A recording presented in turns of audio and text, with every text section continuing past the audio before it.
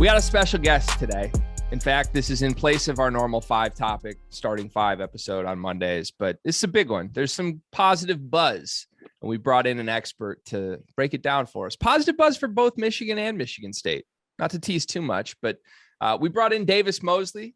He is a recruiting analyst / reporter for Rivals, and Rivals is a big name. Carter and I have never really talked to anybody from Rivals, so I feel like we're honored to be in your presence, Davis. Man, I'm honored to be here. Yeah, I am honored to be here. I'm a Rivals vet. I don't know if you are, G, but I still remember when I was pissed because I was never on Rivals, but for good reason. I was never on Rivals. Should have never been on there, but always been rocking with Rivals. So I'm glad you come on and talk some hoops with us. Yeah, I'm glad to be here. If we could time travel it, I would love to see Davis's breakdown of you at 17 years old. Emotional, incognito, attitude issues, heart, passion, heavy set. That would probably wrap it up. But skilled. Skilled. Okay. But skilled. Well, we can work with skill. Yes, sir. Kenny Lofton Light, maybe? I don't know. Like some say in some circles. That's an NBA player. Hey, or like circles. Or Milano Jackson Kohler, same height. Okay, let's move on. Okay. So Isaiah Collier is 1A on Michigan's board. They want him. A lot of teams want him. There was rumored Kentucky interest as of no less than 3 days ago. And now it seems that there's a Final Four matriculating here of the West Coast schools, Big Ten schools, USC, UCLA, and then Michigan. And then I guess technically Cincinnati's in it. I believe that's the 4th school, but come on. He's not really going to Cincinnati, is he? This is USC, UCLA, and Michigan by my eyes. Respect Wes Miller, please. On this podcast. I'm just not going to be able to do that at the moment, Cart. But I look, as a Michigan fan, I'm pretty terrified of the West Coast schools in this case. I've told Davis on the side, I'm not letting myself get my hopes up at all.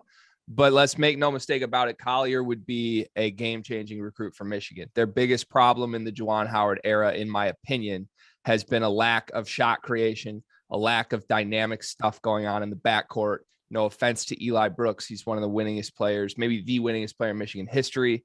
No offense to the grad transfer Ivy League point guards he keeps bringing in. But he is not homegrown a 5-star recruit at point guard in his time at Michigan. He needs to do that. Isaiah Collier essentially would be the best guy he could do that with. Davis, let's start and just talk about Collier himself. You saw him. You've seen him plenty of times. You write about him. You have a relationship with him. How good is Isaiah Collier? Yeah, so he's hurt right now. He's got a knee injury from Team USA basketball tryout, so he wasn't able to play. And PJ and his family kind of shut him down for precautionary reasons, which I totally get. Watching him, to me, he's the best player in the country. I don't think there's a better player than him. I don't think he's just the top guard. I really think he's the top overall player. There's not a thing on the basketball court he doesn't do exceptionally well. And the one thing that everybody's always said is he can't shoot the ball like he should. And then he goes around and shoots 44% from 3 in EYBL play. And he was top 10 in scoring on the circuit. And I think he finished number 1 in assists with 6.5. Quite honestly, I don't see a player that does things like he does. And, maybe he's not going to dunk on you. He's not going to run in, pull a John Wall or Russell Westbrook and yam over you, but he doesn't need to. Everything he does is exceptionally well. And I can't find a player better than him. Yeah, I think for me, it's to me, when I watch him play, he's like he's an elevator of everyone around him too. And I like that with my point guard, because you had the point guards who had that ability to make the flashy plays, necessarily drive down the lane, dunk on somebody, just like you said. But I mean, you pointed to the assist numbers with him, and that's what he is to me. Like, even if there are the jump shot deficiencies that somebody talks about, he's tough as shit. He's gonna get up in you. He's gonna make you better, make his teammates better. And I mean, what do you not want in a point guard? And as much as this kills me to say, as a Michigan State fan, I think he would fit extremely well being a point guard for Michigan, and you could plug and play him right away with the graduation, because you'll have the graduation of Llewellyn after this year, right? That's a 1-year thing. Correct. It could be it could be a 2-year thing for the record. It could be a 2-year thing. Okay, well, Llewellyn is playing that differently publicly than Smith and Jones did. He is not shut it down when floated that he has 2 years. Okay, so I mean, you look at the graduation of Llewellyn next year, and then you'll have the point guard options of McDaniel and Collier. That's pretty damn good, and that's a tough backcourt too. That'll immediately, even though they're young and Collier be a freshman and McDaniel will be a sophomore, just on a toughness type standpoint, like you don't want to go toe to toe with those guys. Like those are 2 dog point guards. So it hurts me. I think you should go to USC. It's nice on the West Coast. Yeah, I mean, to me, I said he's the best player, but he's also the best playmaker in the country. I mean, like I said, he led EYBL in assists per game, 6.5. For his high school team, he does the same thing. He sets those guys up, and now he has some good players on his high school team for Wheeler. Same place where Jaylen Brown went. It's a great program over there. They got a lot of good stuff going on, but he really sets up his teammates. In particular, Arrington Page. He's another top 50 recruit. He's a center, and he plays so well with him. I mean, they're like the perfect duo for each other. Collier, he's just great. Just does everything well. So I, as a Michigan fan for the last 10 years, really, I have sort of been surprised that there hasn't been a little bit more point guard positional recruiting success. And Michigan fans might roll their eyes at that because like Derek Walton was really good. Xavier Simpson was a winner and put up some big numbers. But like after Trey Burke's whole National Player of the Year thing, and with Beeline still there for a while, I sort of anticipated they would get some high profile guards to be featured in that offense in a way that they didn't really. And I think they did with NBA wings. Like after Stauskas broke out, it seemed like they had more of a run of success on the wing than they did at point guard. And then Juwan took over, and same thing, like point guard to me has been the issue, like I said.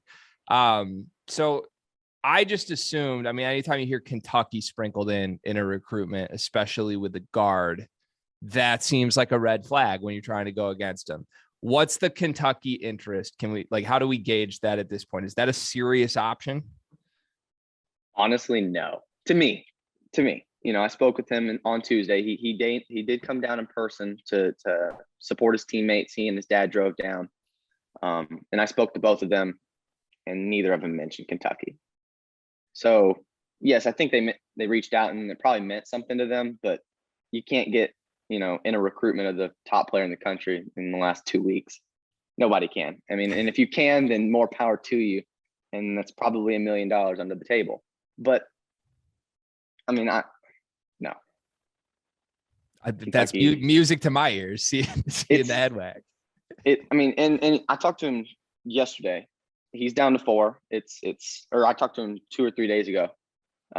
It's Cincinnati, Michigan, UCLA, and USC. And he's gonna, visit Michigan this upcoming week. I think it's Thursday through Saturday. I think that's the 28th through the 30th. And he's gonna come back home and make a decision before his senior year.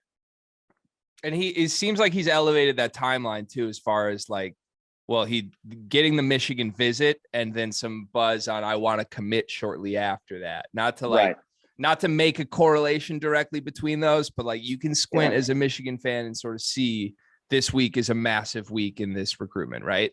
Well, no question. And yeah, I mean, I think there was at first when it first started coming out, there was a little buzz like, oh, he's already got a decision in mind if he's looking to commit. Well, that doesn't bode well for Michigan. No, when I talked to him, maybe my words didn't come out well, but he's got a decision date and time. He doesn't have a decision in mind. He's got a date, and they want to stick to that. Now, who knows when that could be? They didn't tell me, but I have a call with them on the 1st of August. So whenever they get back, I'll be talking to them about what's going on, and they'll inform me. And that's the way it is. Like I've built a really good relationship with them. Before I publish something on their kid, I want to send them, make sure they approve of it before, I do anything. I want to make sure they're okay with what they said, all that. And so that I build up trust with them. and hopefully they view me as somebody that does right by them. And so I feel like I get a little bit, maybe stuff a little bit earlier than most, like the down to 4 schools. I had that a day before anybody else, and so that's, that's how it goes when you treat people like that. And so I think that he doesn't have a day that he wants to announce like necessarily, but I think he has an idea rather than a program in mind. I just don't feel a vibe from one program that much more than that. I think he likes USC a lot, and most people would tell you UCLA. I think it's USC, and I think Michigan's right there with USC. That'd be nice for you guys, Greg, to get the second best playmaker next to Jeremy Fears, my young floor general. That's gonna be a Spartan dog. Yes. Oh, you again. I mean, you've got backups upon backups lined up for AJ Hogarth's next 2 years. I congratulate you. Relax. We're looking for some instant impact guys over here in Ann Arbor. So USC is the biggest threat by your eye. If you had to go full crystal ball gut prediction mode today on July 25th at 9:51 a.m. Eastern, what would you go with? I mean, I told you the other day, I said, gun to my head, somebody's ready to pull the trigger. I'm picking Michigan. Now, a lot of stuff can change. I'm not even remotely close to thinking that's true. And probably gun to my head, I'm dying. But just fire. But if somebody was forcing me to pick, I think getting a last visit is humongous in this. I think he visited both West Coast schools a couple months ago at earliest. That's a long time to not see a program. Now his brother lives in LA, and so that's a little bit of a at least a factor that helps him want to go out there. But getting the last visit is humongous, and the family is very pro Michigan, and now they're also pro USC and UCLA, but they're fans of Michigan. They're fans of what Juwan Howard's got going on over there. They love the fact that he can get him to the NBA. He played 20 years, whatever. You hear it from every recruit. But at the end of the day, this family isn't an NIL family. And honestly, they've told me several times they don't care about NIL for a second. They don't even think it's here to stay, which of course helps Michigan because they're not willing to play NIL, and it keeps you in a recruitment if the kid's not interested in NIL. But no, gun to my head, I'm probably picking at 9:52. I'm probably picking Michigan. 9:54 rolls around, it might be USC, but right now it's Michigan. Y'all got that last visit, Greg. Don't blow it. It'd be a shame. Oh, wow. That's the angle, huh? It'd be a shame. It would be a shame. Cart, well, maybe you don't know. I don't know. You ever go on any visits for basketball? How important was your last visit? Not really that, to be honest, not that important. I mean, what was your visit, like Albion or Planet Fitness? That's so disrespectful. I'm just wondering. I mean, that is absolutely disrespectful, and I will not even give that the time of day. Hope you burn yourself in your coffee. Okay, well, it's actually lukewarm at this point, which is how I hope UCLA and USC are with Isaiah Collier. So you didn't like that, did you, Carter? That was disgusting, but I'll let you move on. Thank you. So. By the way, just for the record, if this somehow makes it back to Isaiah Collier, I'd just like to throw out there, USC as a program has made 3 Sweet 16s since 2000, since Y2K, since the new millennium, since I assume that was before he was born.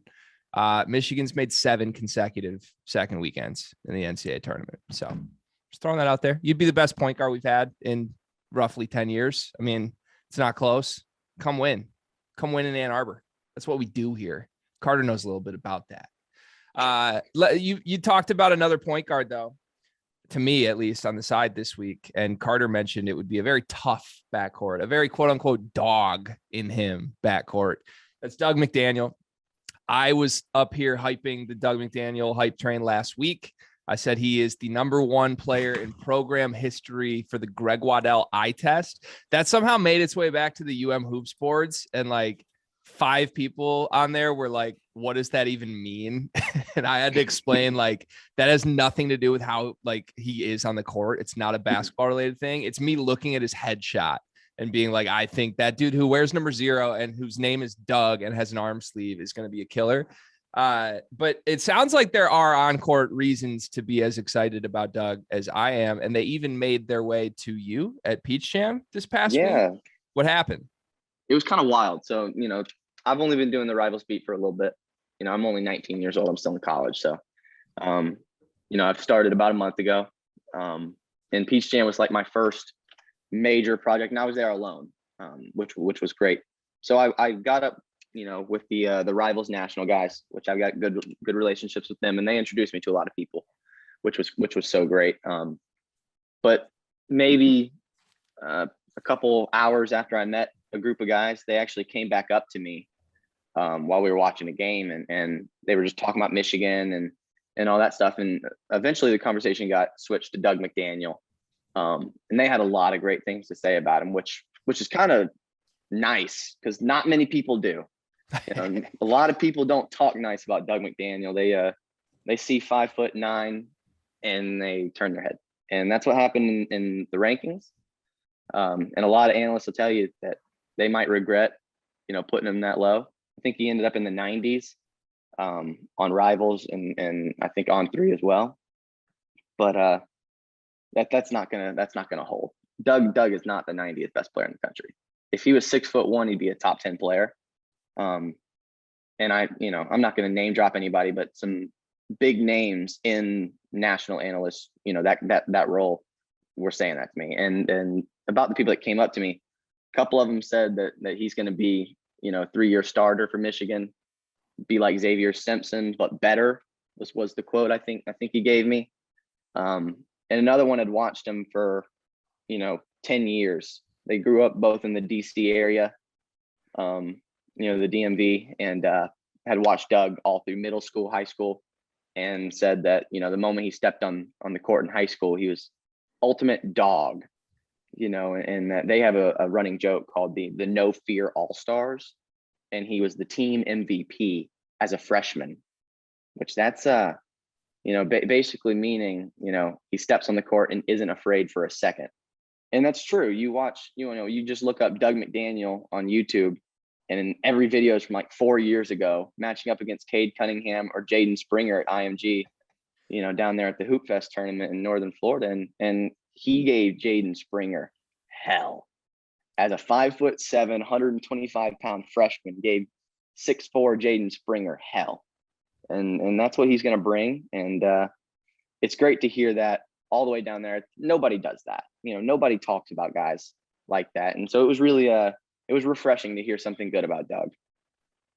Well, okay, so this is what I'll say. And I think this goes back to a point that Greg makes to me all the time. For as good as he is, they bring in a point guard like Jalen Wellen. Is he going to be taking away minutes from Doug? Do they play them together? I mean, that with all this hype going around him, I just don't see having all that hype and then coming off the bench. I don't really know how that works. Greg, do you have a comment on that? Well, as Davis so eloquently stated, he's a 3-year starter, Carter. He's not a 4-year starter in line at Michigan. That was always the plan. Doug is Tyler Ulis with rabies. It's going to show. He's going to be great. He's going to get on the court. He's going to play. He's going to be a pest. I would honestly feel very strongly that in practice, Doug McDaniel is going to have Jalen Llewellyn in hell. He's going to have that man in a lockbox. I'm not that high on Jalen Llewellyn. I think Jalen Llewellyn is an inefficient Ivy League player who everyone presumes is going to be Michigan's best backcourt player. I don't think that's for sure the case. I hope Jalen Llewellyn's great, but again, I am very concerned about how these transfers at point guard stunt the growth of future players. I think Frankie Collins is going to be really good at Arizona State. Now, Frankie had a lot of reasons he didn't make sense on the Michigan roster, and that's why he's gone. You can't play Frankie Collins with Hunter Dickinson. And if Hunter's around for another year, maybe that changes how Michigan approaches point guard yet again, because there's questions on Doug's shooting. There's questions on Isaiah Collier shooting, even if those are not necessarily fair.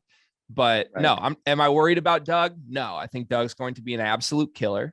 I would love a backcourt that includes both him and Collier. I think they could play together. But yeah, let's get the Ivy League point guards out of here, man. I'm out of that. I don't need that anymore. Yeah. I think I just want to comment about Doug's shooting. That's like the one thing other than his size that everybody talks about. And that's fine. Okay, fine. You talk about his size, that's fine. The guy shot 42% from 3 in the WCAC, the very best high school basketball conference in the world.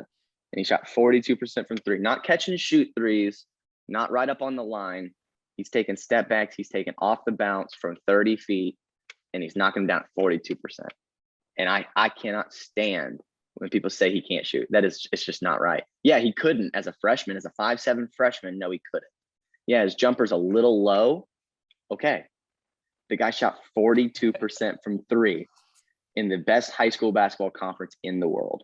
That's all I got to say about that. But yeah. And the type of shots too. We talked about this a little. It's not 42 on catch and shoot shit. It's not just set feet shots. It's right. I'm 5'9" and I'm guarded by way bigger players, and I'm creating these shots for myself, and I'm shooting 42%. I think that bodes really well.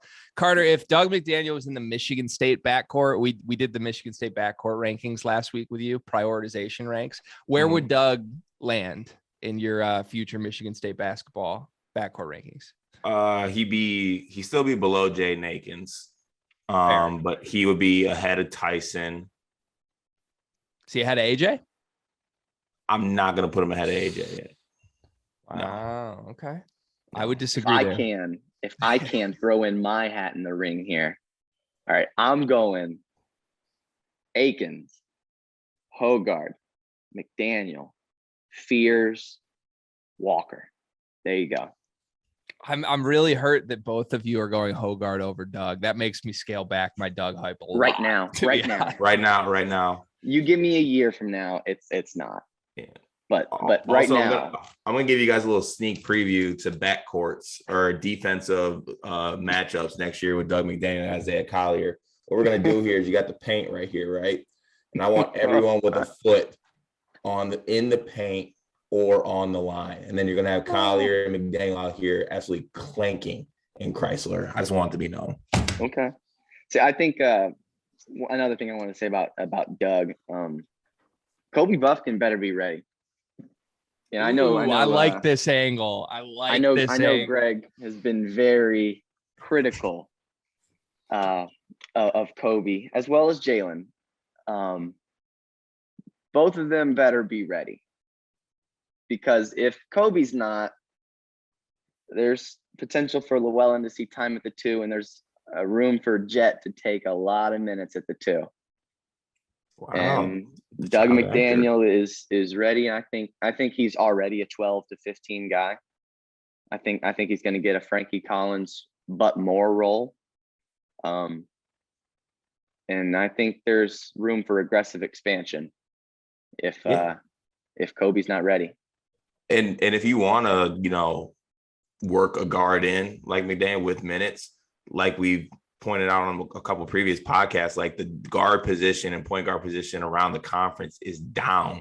So you're not necessarily throwing a guy out into the fire. So Like you mentioned, plays in that great high school conference. Everybody knows about that conference. Like usually kids that come from that conference don't have issues making that transition to college because they're used to playing in big environments, tough environments. The moment's never going to actually just like overshadow them and they're going to crumble. And then you have a down conference next year as far as guard wise. So it's not like you're throwing them out to the wolves playing just like the best point guards in the country. Like you would, let's say if you threw a big man last year, a freshman big man into the mix, they're going up against Edie, all these guys every single week. That's really throwing a guy out to the fire. But you can really work a McDaniel into that lineup. I mean, we've made arguments for Xavier Johnson maybe being the best point guard in the Big Ten. AJ Hogard, and that just kind of is the state of what Big Ten basketball is. So wait, repeat that last one, Cart. The AJ Hogard hype is just a statement on how bad the position is in the Big Ten. Not bad, but I think anyone can agree that the conference is down at the point guard position. There's no bona fide NBA players at the point guard position. Not yet. Not yet. Oh, stop it! I know you're not saying Doug McDaniel's an NBA player. Isaiah Collier. Oh, yeah, like that. That is a top 5 pick. Well, and but I'm going to not get my hopes up yet again, because we're talking about in the Big Ten, and there's 3 Big Ten schools that Isaiah Collier is considering. Right. I didn't say which the West Coast ones. I didn't say which one. Yeah, they'll be in the Big Ten while he's playing. No, I mean, we've never seen a situation where a 5-star was really going on his way to Michigan and then ended up at a Pac-12 school. Shout out to Josh Christopher Gregory. I know you remember those times. Worked out all right for Michigan, didn't it? I mean, one shot away from the Elite Eight, a Big Ten title, multiple banners that year. If you didn't have a 5'9" Ivy League point guard, you probably win the national championship. Probably. To be frank, if you have Isaiah Collier, you probably win the national championship there. That's why he needs Collier. This is the most important recruit in Juwan's 4 years, in my opinion. Completely agree. I completely agree. Other than Hunter Dickinson. Other than Hunter Dickinson. But because I'm going to go there. We don't know how much longer Juwan Howard's going to be Michigan's head coach. Right. He's got Jet. Once Jet is out of here, am I confident that Juwan's going to hang around 5 more years? Not at all. Not at all. The NBA is after that, man. Like, straight up. I think if Michigan gets 3 more years from Juwan Howard, and I would hope they're good years, then they're lucky to get 3 more years out of him. But a guy like Collier might change that. I keep mispronouncing his name, by the way, Collier. But you got to have dudes. Like, if the roster is what it looks like now without Hunter Dickinson a year from now, and Jet is a one and done, Juwan's bouncing so fast. Like, you have to have needle movers, and Collier is that. I want to go back on Kobe Buffkin, though, because you can't just drop a Kobe Buffkin anecdote and then skate that by me. That's not going to happen. I don't think there's any player ever in basketball history that I've been so high on and then so low on so quickly. And everybody else in Michigan circles is the opposite of me. Like, last year when I was screaming free Kobe, everybody was like, he's clearly not that good. The coaching staff knows more than you. And then now in this offseason, everybody else is like, oh, he's going to play 30 minutes. There's nobody on the roster. He's the 2. And I'm like, no, like, this is a mistake that they didn't go get a 2 because Kobe's bad. What if he's just the same Kobe again?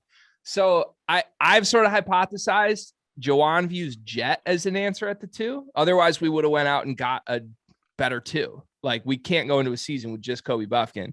And I guess Doug is the other option there, right? Like, if Doug's actually that good, you could push Llewellyn to the 2, play the 2 together, and you have Jet as a backup. Which of those options do you think is most likely? If the 3 options are Kobe Buffkin's a 30-minute guy, Jet Howard's playing the bulk of his minutes at the 2, and then like Kyatt and Terrence Williams are on the wing, or Doug McDaniel forces his way out on the floor and they play 2 guards.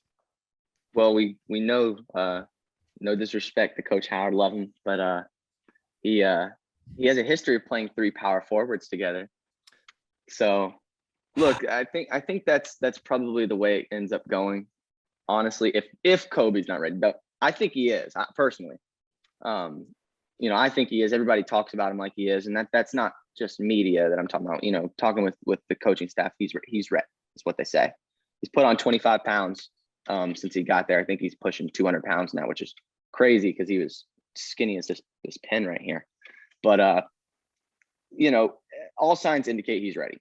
But if he's not, like I said, watch for Jet to get a lot of minutes at the 2.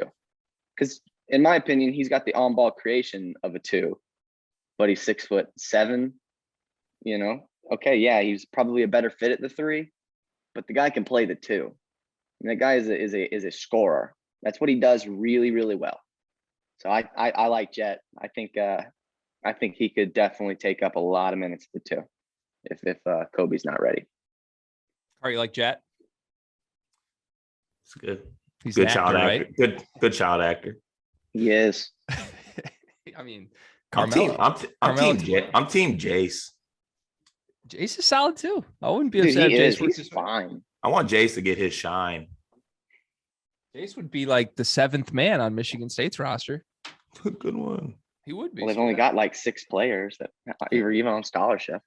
By the way, while you guys were talking about Kobe the first time, I went ahead and put a little chart together. I'd love to share with you guys. Why are you stealing my whole flow? You're not a chart Well, maker I was gonna on bust podcast. this out on you on an episode, and you kind of beat me to the punch with your little paper thing. But as always, Cart, you come up with ideas, and then I just perfect them and do them better. This is a chart of dog and talent rankings for Michigan and Michigan State backcourt members. Go ahead and tell me what you think of that. I mean, so like, up here in the top, you can see like the good players, maybe with pro potential, who have both talent and dog in them. And then you see like Doug is like AJ Hoggard if AJ actually had skill. And then AJ is right here. He's very high on the dog rankings, but he doesn't really do a lot of good things. And then down here is where the really bad players are, who are both going to get probably 20 minutes for Michigan State this year. You're starting point guards at the bottom of that chart, by the way. Well, he's far along on the talent one. He just, Ivy League. He's a little too far along. Honestly, I'm not as mad as you want me to be at that, but I am upset at where you have Jeremy Fears on that chart. Why? Where should Fears be? Oh, that the talent should be more. Really? He's a good player.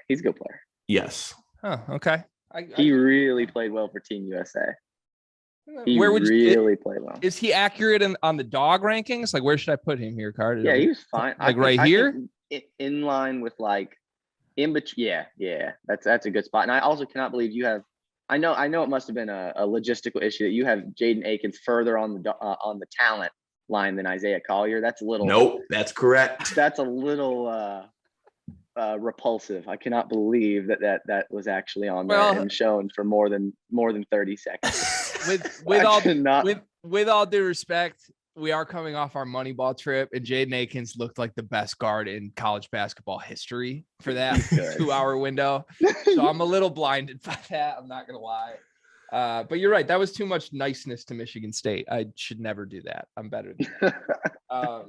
By the way, Michigan State fans really were on my ass about that Moneyball thing. Like, we got like a good number of comments on that video that were just like, really, Greg? Like, 0 NBA players, really? And I'm like, yeah. Like, who is? Is it Akins? It's Akins, right? That's it? Yeah, that's it. And that's not even really a given, is it? Like, even he could be great in college, and it's not a given that he goes pro. So I didn't think I was that harsh, but I got a lot of shit on that. Let's flip to Michigan State, though, because there is another Michigan State name or a recruiting name for Michigan State that has some traction, and that's Mr. Royal. He is certainly a very Michigan State-y prospect from what I've seen. Michigan State's got a big class that they're targeting.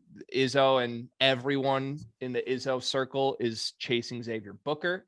They're doing everything they can to get that man all in, chips pushed forward. But Devin Royal's also there. And I think if you pair those two together, I mean, that's a game-changing class when you throw Jeremy Fears into that as well. Where do things stand with Devin Royal by your eye, Davis? All right, I'm going to give y'all something here. Ooh. Michigan State will have 2 5-stars in the 2023 class. Which 2 are they? That is a legitimate question. I'm asking both. Cart, you take that. 2 5-stars. Mm-hmm. Okay, well, one's got to be Booker.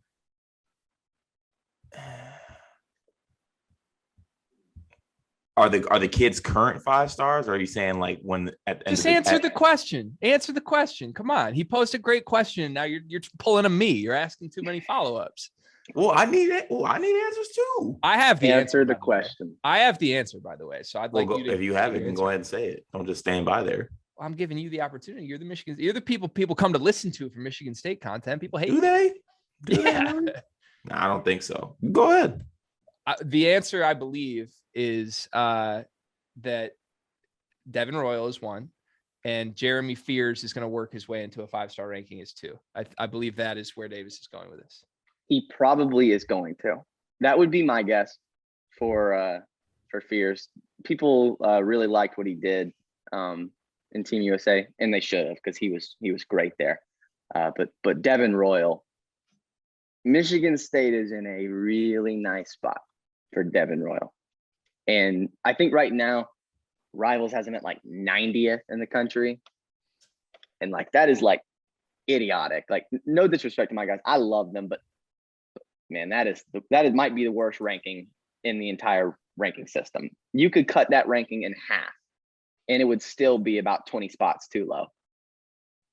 Devin Royal is so good. It's not even funny. He was one of the very best players in all of Augusta at Peach Jam, regardless of class.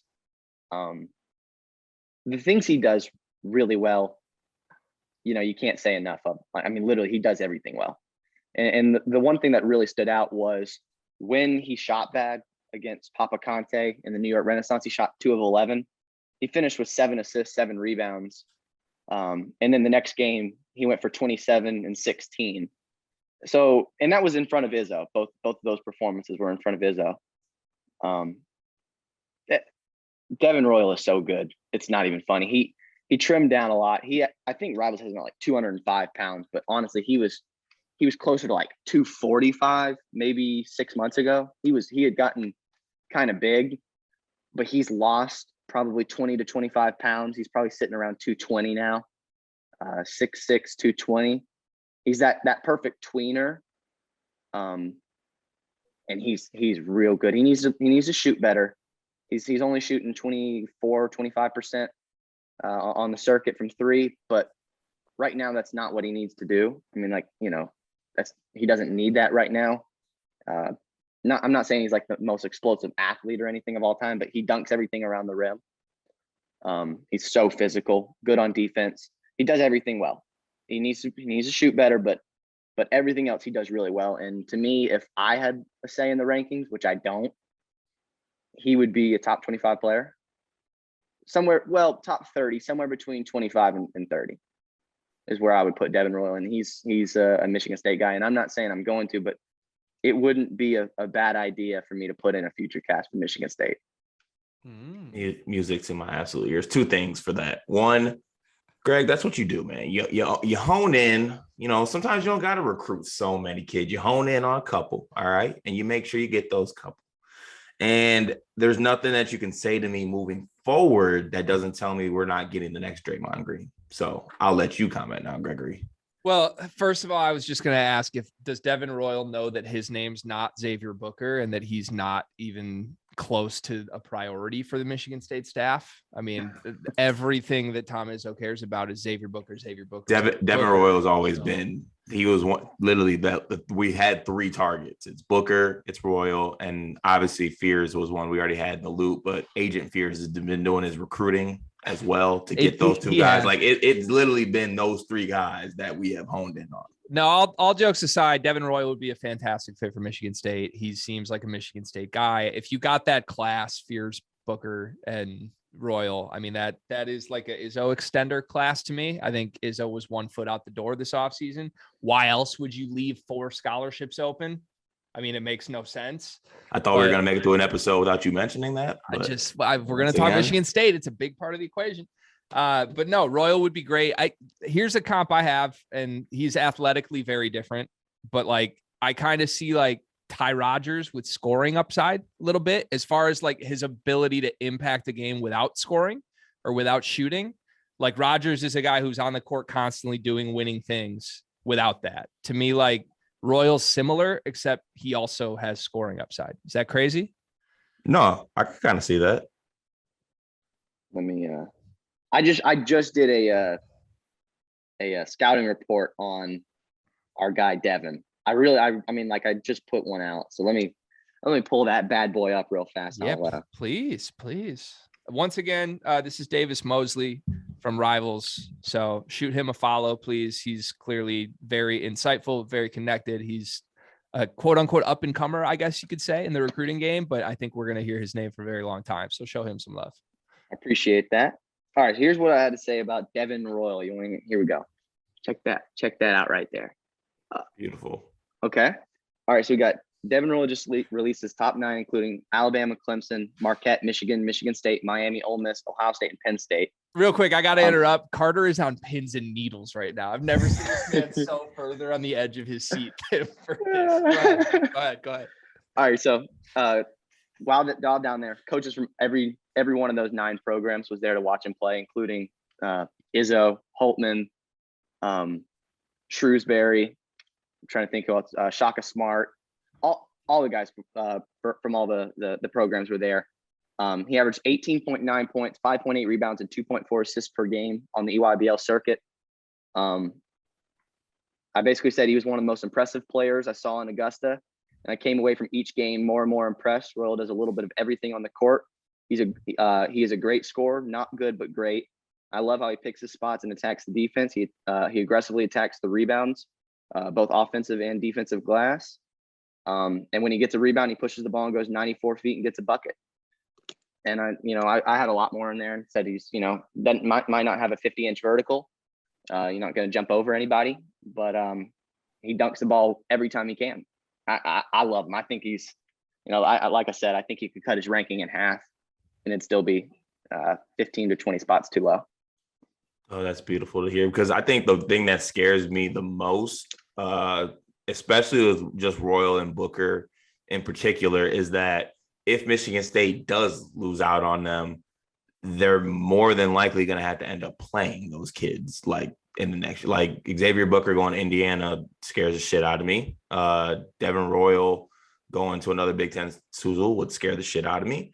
So thank you for that. Thank you for that little sunshine. Even if it doesn't happen, I appreciate you giving me that little morsel of just hope, because if you didn't give me that, then I just get put down on this podcast all the time. So thank you. We're not going to do that to you. We're not going to. I'm not going to do that to you. I'm going to do that to him. In fact, fine. I've got another diagram for you guys, because once again, taking Carter's idea and then, extrapolating on it a little bit. Here's what Izzo's done this offseason. This is a 5-step plan. He's been to Izzo's house, his own home. Then he's been to Dwayne Stevens' retirement party. Then he's been to the NBA playoffs for photo ops. Then he's been to Xavier Booker's house. And then he's been back in his own bed. Those are the 5 places that Tom Izzo has been. That might lead to really good results on the recruiting trail for Michigan State. Who knows? That'd be crazy, wouldn't it? And if it does, what are you going to say? I'm going to applaud the man. I give credit where credit's due, but going to tip your hat. Long way to go, Cart. Long way to go. The one thing about Xavier Booker, if I could real quick, he wasn't there. Obviously, he doesn't play on the Nike circuit.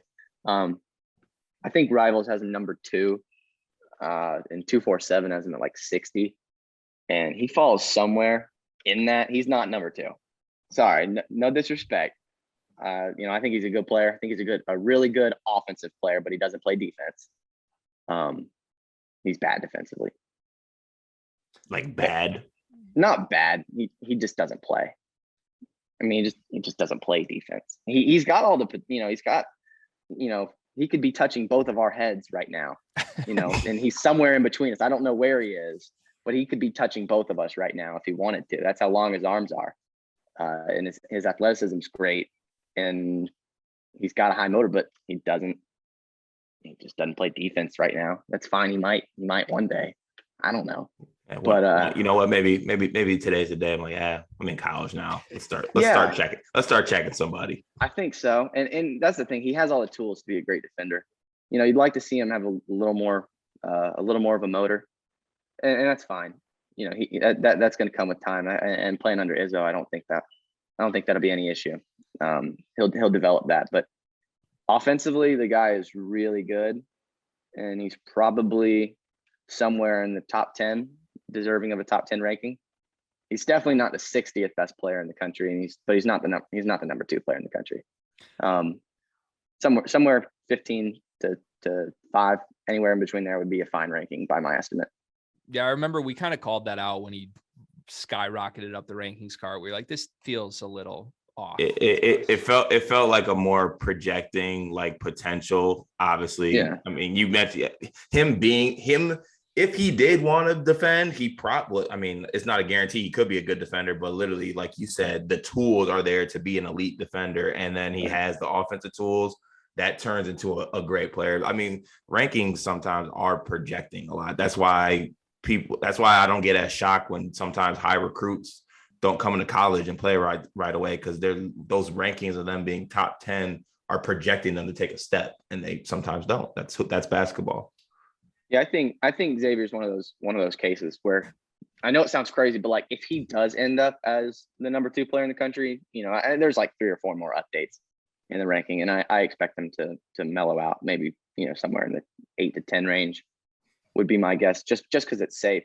He might not be that guy that comes in and plays 25 minutes as a freshman, even though he's a top 10 player, and that's fine. Like the one critique of guys that are built like him is always, he needs to put on muscle. He needs to do it. I mean, look what they did to Chet, and that's fine. I'm not the biggest Chet fan in the world, but to say he needed to put on 20 pounds of muscle, no, he doesn't. He doesn't play center. So, but Xavier Booker does, and he does need to worry about putting on some weight. He's really thin, and if he wants to play in the Big Ten, which he would be a good player, matching up against the Edys, the Hunter Dickinsons. Now, I don't know if they'll even be around when he's here, but he's going to need to put on some weight. He's going to need to put on 20 pounds of muscle. And I think a freshman year where he plays 15 minutes a game would be really beneficial. But now, for granted, so could playing 25 or 30. I'm not an expert. I'm not a college coach. I don't know what would be good for players, what wouldn't be. But he's really special. He's got a lot of talent. He just needs to refine it and keep working. All right, I want to end with this. And first of all, this was a really fun episode. We said we were going to do 20 minutes and we did about an hour. So appreciate you for that. Also, episodes are way more fun when like both Michigan State and Michigan have something to get excited about. This is the first time in a long time I've felt that energy with Carter and me both individually on an episode. So that's fun. Shout out to Michigan State for doing some good shit again. Yeah, man. I want to end with this. February 24th, 2024 is the date. Michigan and Michigan State are playing in East Lansing at the Breslin Center. What is the starting lineup of both teams? And I want all 3 of us to answer this question, actually. So we can give Davis a little time to come up with this. Yeah. Let me brainstorm real quick. Hold on. And you said 2024? It's February 24th, 2024 is the date that I have come up with for this hypothetical game. So yes, basically the end of next season, not this season, but what would be so not this upcoming season. Yeah, the next one. So Xavier Booker, Isaiah Collier's freshman season. Freshman. Okay, got you. I got you. And I have my answer. I'll give my answer for the 2, and then I'd just like to hear the 2 of yours. Michigan starting lineup: sophomore Doug McDaniel at point. Freshman Isaiah Collier at the 2. Sophomore Jett Howard at the 3. Sophomore Yusuf Kayet at the 4. Senior Hunter Dickinson at the 5 for the Michigan Wolverines. For Michigan State, senior AJ Hoggard, super senior Tyson Walker, junior Pierre Brooks, freshman Xavier Booker, and sophomore Jackson Kohler. Okay. And I think both teams are top 10 in the country, if that's their starting lineups. I think I'm gonna hurt Greg's feelings. Oh, I'm nervous. I'm gonna hurt Greg's feelings. I'm nervous. That means I need a dose of reality, though, because no. I just my prediction. I'm just gonna hurt him. I'm gonna hurt him. I already know. Wow, I'm trying to think of what's gonna hurt so bad. Is it just Terrence Williams being in the lineup with like 6 more power forwards?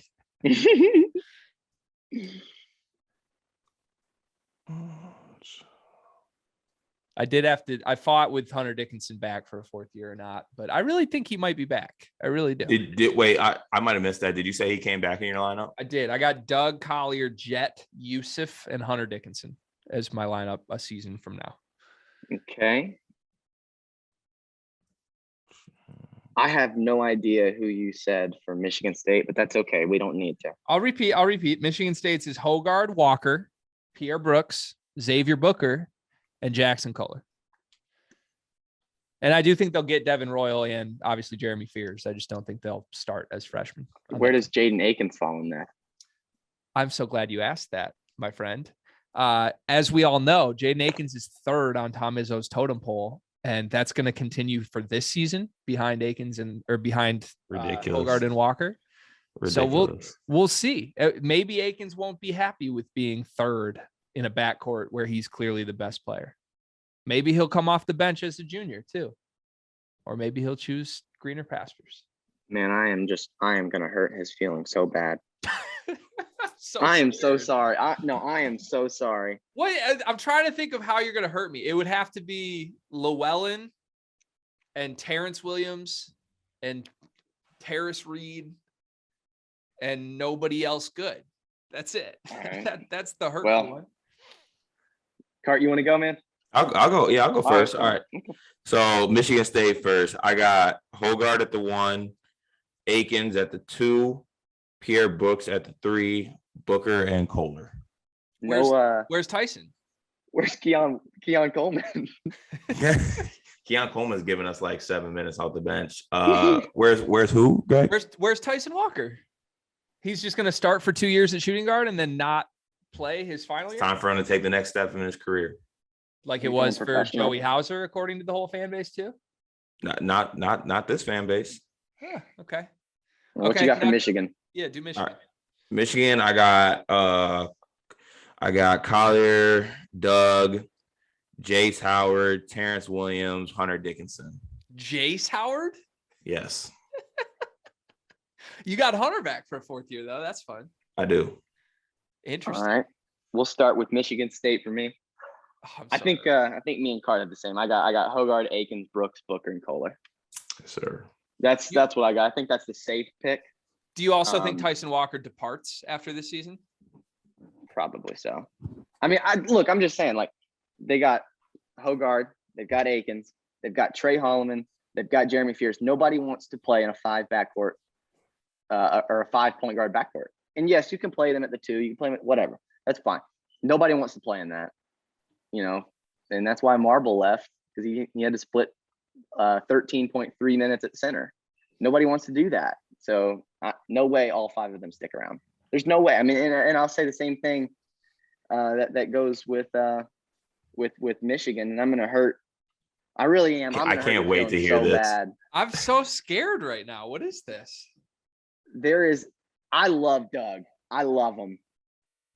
But I don't think he will start as a sophomore. And I'm not sure if he'll be the first guard off the bench. I know that's going to hurt your feelings. I know. I've got Isaiah Collier, Kobe Buffkin, Jet Howard, Terrence Williams, and Hunter Dickinson, with the first guard off the bench being Elmarco Jackson. Oh, wow. So you think they got both of them, Collier and Elmarco? Yeah. Shit. Wow. By the way, Elmarco is so good. Yeah, oh my God, he's so good. He's so good. He is. He's like all right, so he's like 144 right now. He's legitimately going to jump 100 spots, at least 100. I was gonna say we haven't even talked about Elmarco, and if Michigan doesn't get Elmarco, they really fumbled the bag there. By the way, no question. Marlon Jackson's relative, he should be. But at the same time, all the programs that are in on him now also offered the same weekend. Kansas, Villanova, Virginia, they all offered the same weekend. So it's not like one of them has a leg up. Like, I'm sorry, he's not going to Connecticut. He's not going to St. John's. Yeah, those programs offered him 2 years ago, but he's not. He's just not. Yeah. That guy's he is ridiculous. I think if we don't get Collier and get Elmarco, he's starting at the 1. Weirdly, that doesn't hurt me at all. If Michigan's backcourt is that good to where Doug McDaniel is the 3rd best guy in it, that's the best Michigan's backcourt has ever been. Well, I completely agree. And I can't name drop, but people close. I hate the sources tell me that whole BS. But I've spoken with some people close to the top. They're looking to take both Collier and Elmarco. They actually think Elmarco's more of a combo too. I don't agree. Now I think he can play. Like, that's the thing. Like, he can play because they're both 6'3". Collier and Elmarco are both 6'3.5", and so they're able to play at the 1 and the 2, and that'd be probably the most electric backcourt in the Big Ten, maybe in the country. But yeah, I think they're looking to take both of them from what I've heard, and that would be a lot of fun. Well, I Lot of fun. promised myself all week I wouldn't get my hopes up, and now we just got every Michigan fan's hopes so high up at the end of this episode. So we failed in that respect, but very fun episode. Davis, thank you for coming on. You have an open invite anytime you want to come on the show. We would gladly welcome you back. Again, you guys should all go follow Davis. Can you plug where people can do that, please? Yeah, go ahead. I'm at Twitter. It's just my name, at Davis Moseley. It's crazy. Most people think my name's David. It's not. It's Davis. And then I got 2 E's in the last name. So just give me a follow over there. I'd appreciate it. But yeah, I really appreciate y'all having me on. It's been great. I've always wanted to be on one of these. So hey, I just checked it off my bucket list before I die. Hey, like Greg said, anytime for real. Well, hey, let's tentatively plan one for the follow-up for Collier's visit. That sounds good. We'll go from there. Sounds fantastic. Appreciate you, man.